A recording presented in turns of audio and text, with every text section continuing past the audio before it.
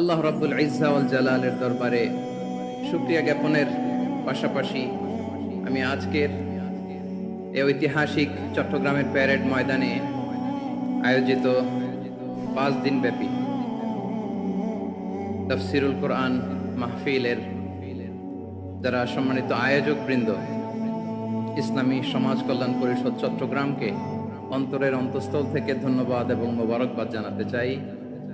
যারা দীর্ঘ কয়েক মাস ব্যাপী অনেক কষ্ট করে, অনেক ডিজাইন করে, অনেক প্ল্যান প্রোগ্রাম করে এরকম চমৎকার একটি কোরআনের বাগানকে সাজিয়েছে।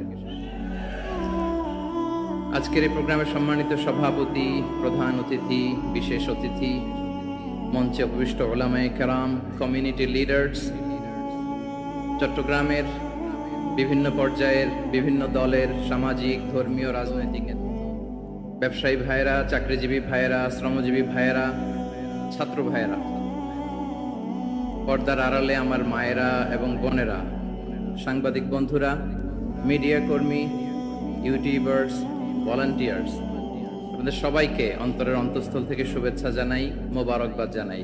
আপনারা সবাই কেমন আছেন? সবাই ভালো আছেন? সুস্থ আছেন? দোয়া করি আল্লাহ তাআলা আপনাদের সবাইকে ভালো রাখুন, সুস্থ রাখুন, নিরাপদে আমিন।